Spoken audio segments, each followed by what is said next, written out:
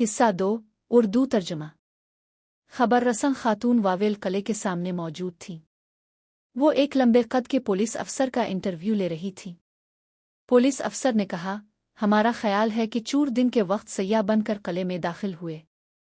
फिर वो smoke dragon की गार के किसी अंधेरे कोने में छप गए और कला बंद होने का इंतजार करते रहे। रात होने पर उन्होंने 2 बड़े सूटकेसों में जितना ज्यादा सोना भर सकते थे भर लिया। फिर इसने कले के फर्श पर एक जगह की तरफ इशारा करते हुए कहा, अब उन कीमती सोने के सिक्कों में से सिर्फ यही चंद सिक्के बाकी रह गए हैं। कैमरा उन चंद सुनहरी सिक्कों पर जूम कर गया जो फर्श पर बिखरे हुए थे।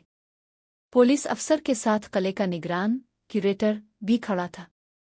वो बहुत अफसुर्दा दिखाई दे रहा था।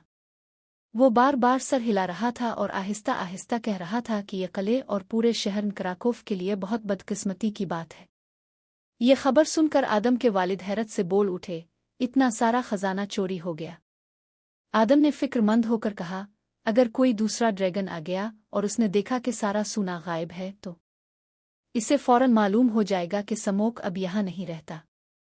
फिर शायद कले पर हमला हो जाए और इतने बरसों बाद हमें एक नया ड्रैगन मिल जाए। आदम की बड़ी बहन बासिया हंस पड़ी और मजाक में बोली, तो फिर बादशाह को चाहिए कि देर होने से पहले बैंक जाकर कुछ और सोने के सिक्के ले आए। ये सुनकर पूरा खानदान हंसने लगा और दोबारा मज़े से अपना मुर्गी का सूप खाने लगा। आदम ने सोचा कि शायद वाकई अब कोई भी ड्रैगन पर यकीन नहीं करता, इसलिए शायद फिक्र करने की कोई बात नहीं। अगली सुबह आदम अपने खानदान के साथ बहुत सवेरे जाग गया। इसके वालिदैन, बड़े भाई और बहन सब फसल की कटाई के लिए खेतों में जा रहे थे।